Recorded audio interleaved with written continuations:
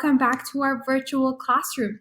Today, we are going to be reading Chapter 4 of our second grade rules book. Are you ready? Let's get reading. Oops. Chapter 4, The New Kid. I was excited to tell my whole family all about my trick-or-treating plan with Josh. I decided to wait until my dad got home from work. "Freddie, time for dinner," my mom called. I raced down the stairs and skidded into the kitchen, almost knocking into the table. I caught myself just in time.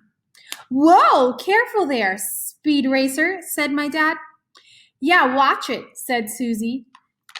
"You almost tipped over my glass of water.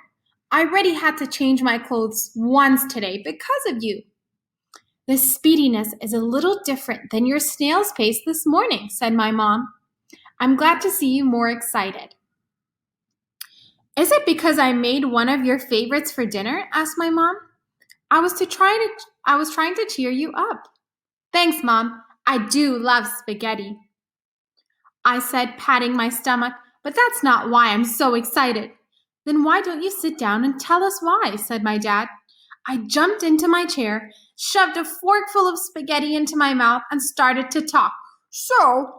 "Hold on there, just a minute," said my dad. "Why don't you finish that mouthful first, and then tell us what you have to say?" I chewed quickly. "Freddie, slow down. You're going to choke," said my mom. I swallowed the rest of that bite. "Guess what?" I said. "You're a weirdo," said Susie. "Ha ha, very funny," I said. "No, that's not what." "Tell us," said my mom. "I had lunch with Josh today," I said. "Is that the new kid you were talking about this morning?" asked my dad. "Yep," I said, slurping up another big forkful of spaghetti. "Ew, gross," said Susie. "That is a disgusting sound. Can't you eat like a normal person instead of a pig?" I turned to Susie. "I am not a pig," I said, and a little bit of spaghetti sauce came flying out of my mouth. Ew. "Hey, pig, say it, don't spray it," said Susie. "Don't call your brother a pig," said my mom. "Well, he sure eats like one," said Susie. "You're right that he has to work on his table manners, but I don't like you calling each other names. Freddie, no more talking with your mouth full." "Yes, Mom," I said. "You can finish your story when you're done chewing." I know a lot of our parents say that same thing to us when we get so excited to share things. "Did you find out where Josh is from?" asked my dad. I nodded. "You won't believe it," I said. "He moved here all the way from California." "California," said my mom. "That's a big move. Does he like it here?" asked my dad. "I guess so," I said. "But he really misses the beach." "Did he live near the beach in California?" Susie asked. "Yeah, he said he could walk to the beach from his house."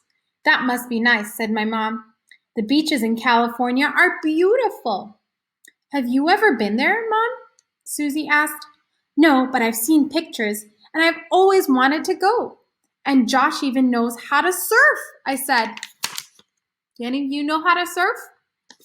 "That's a really cool sport." "He does," said my dad. "That's not easy to do." "Really," said Susie. "That's pretty cool." "I know," I said. "I think it's super cool." He said his dad would take him almost every weekend. "I'm so glad you asked him to eat lunch with you," said my mom. "That was a kind thing to do. He seems like a really nice boy." "He is," I said. "And he was probably feeling a little lonely at this new school," said my dad. "Maybe missing his friends from California." "Guess what else?" I asked everyone. "Guess what else?" I asked everyone. "You're a dork," said Susie. Oh man, Susie's not so nice to her brother, is she? I glared at her, then turned back to my parents. I invited him to go trick-or-treating with Robbie and me. "Really?" said my mom. "I bet that made him happy." "What is he going to go as?" asked my dad. I laughed. "A surfer. He's just going to wear his regular clothes and carry a small cardboard surfboard. I like that idea, said my mom. That's a pretty easy costume. Why don't you do something easy like that sometime, said Susie, instead of making Mom spend hours and hours making you a costume. Mom makes the best costumes ever, I said. Besides, the Halloween store never has any shark costumes. You know you don't have to be a shark every year, said Susie. Yes, I do, I said.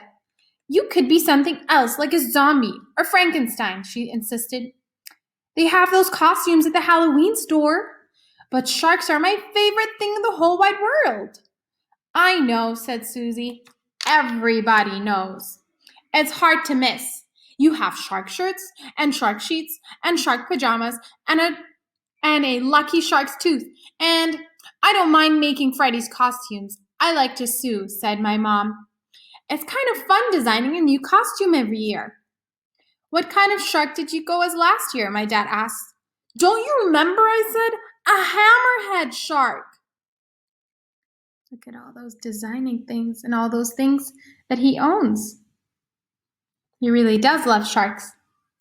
Oh, right, said my dad. How could I forget? It took your mother a long time to get the head just the way you wanted it. Is my costume for this year almost done, Mom? I still need to do a little bit more work on it, said my mom. Maybe after I clean up the dinner dishes, you can try it on, Freddie, and I can measure it some more. Sure, I said. It's going to be so cool, and Josh is going to make it even cooler. Josh, said Susie. What does he have to do with it? Robbie had a great idea today at lunch. He said that since Josh and I are going to go trick-or-treating together, he should make it look like his surfboard has a bite taken out of it. What a cute idea, said my mom. Very clever, said my dad. Robbie said that great whites don't mean to eat surfers. It's just that when people lie on their surfboards, they look just like seals. That's seals that great whites eat. That sounds like something Robbie, the science genius, would say, said Susie. Yes, it does, my dad said with a laugh. Yes, it does. I sprang out of my chair. Trick-or-treating is going to be so much fun this year, I said, jumping around. I can't wait. Well, you're going to have to wait a little bit longer, said my mom. Why don't you swim on upstairs, Mr. Great White, and take a shower? Your mouth is covered in spaghetti sauce, and I think you might even have some in your hair. I pretended to swim out of the kitchen and up the stairs. Look at those illustrations.